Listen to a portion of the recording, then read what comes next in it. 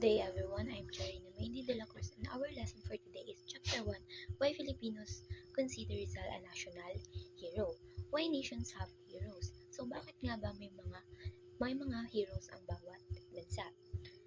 Every country has its heroes. At one point in time, these heroes played a crucial role in the history of their country. Bawat bayani sa bawat bansa ay may naiambag or naitulong sa kasaysayan ng kanilang mga sari-sariling bansa. Heroes can be mythical or legendary. Ibig sabihin, mythical or legendary, ibig sabihin parte na sila ng kasaysayan ng kanilang bansa na pinapasa sa bawat generation to generation. The best ones are those who help form the country like China's Panko or Korea's Dangun Region. Silang dalawa is tumulong sa pagsisimula ng kanilang mga bansa.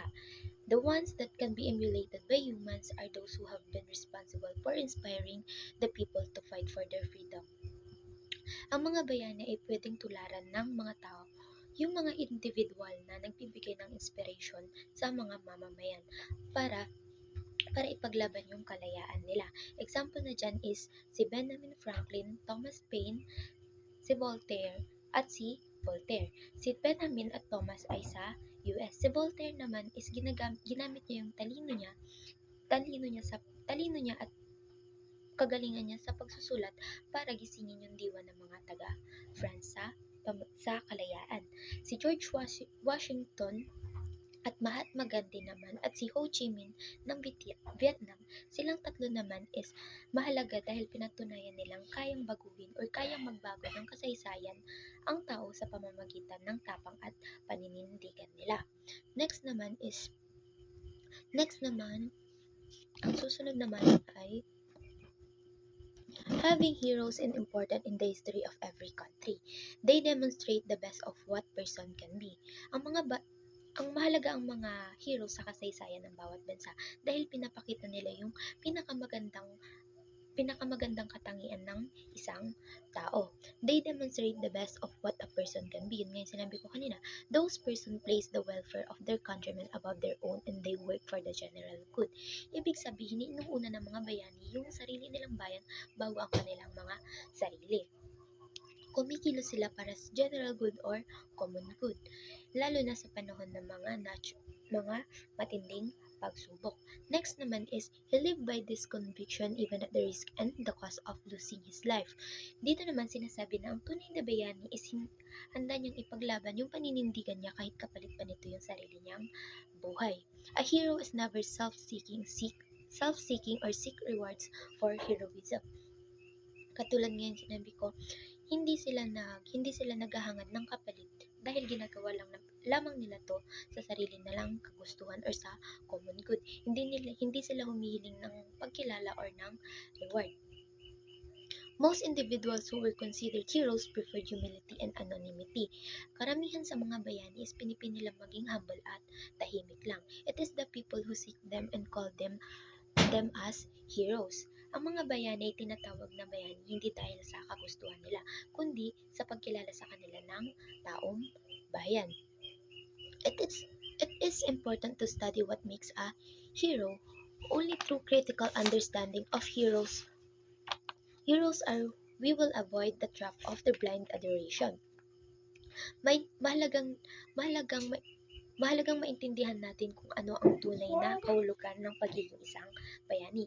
Hindi lang sapat na hinahangaan natin sila, kundi hindi lamang sapat na hinahangaan natin sila or yung blind adoration. Kailangan natin silang aralin through historical context. Kailangan natin silang suriin or kilalanin pa.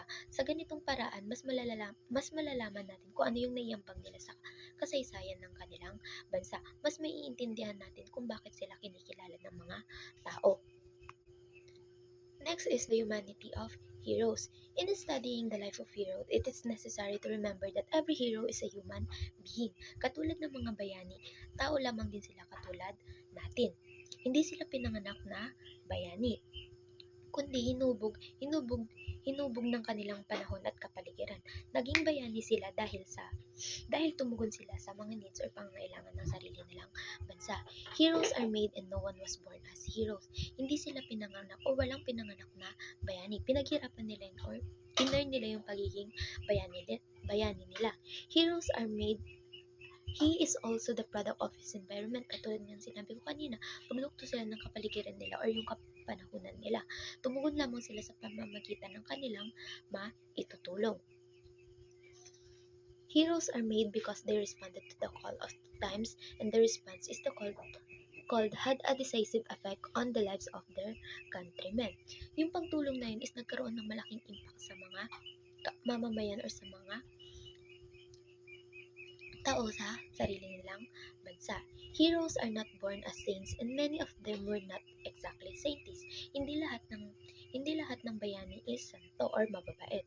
Hindi sila perfect katulad ng ibang tao or ng normal na tao. Heroes are actually ordinary human beings who face challenges with extraordinary response. Katulad din nating mga normal na tao, ang bawat bayani ay nagkakaroon din or humaharap din sa iba't ibang problema.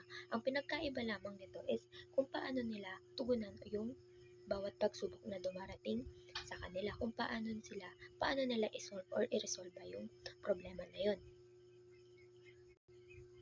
Next naman is by closely studying the humanity of heroes, some of their frailties might surface. Dito naman, naipapakita sa pag-aaral ng bawat pagkatao ng bawat bayani, lumilitaw yung kanilang mga kahinaan or kanilang mga weaknesses. May mga ibang manunulat na ginagamit yung weaknesses nila para mag-create ng mga malicious conclusions. Yung mga kahinaan na yun is nagagamit sa nagagamit nila para mag-iba yung tingin ng tao sa mga bayani. Ginagamit nila yung kahinaan na yun para maalintana or maisantabi yung mga nagawa or mga achievements na nabigay ng isang bayani. This frailty should not distract a serious student from studying the life of heroes.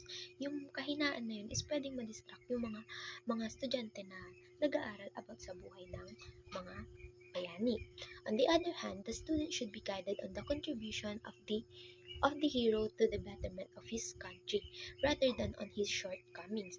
Dapat mag-focus yung estudyante sa mga achievements or yung contribution na naibigay ng bayani sa bansa niya kaysa dun sa mga pagkukulang o sa kahinaan na. It is important to consider how the hero's achievement outweighs his deficiency in serving the nation. Hindi dapat maapektuhan yung pag-aaral ng isang estudyante dahil lamang sa kahinaan na nakita or na nalaman niya tungkol sa isang bayani. Next is the criteria for heroes. Who declares if anyone is a hero? How did Rizal become a hero?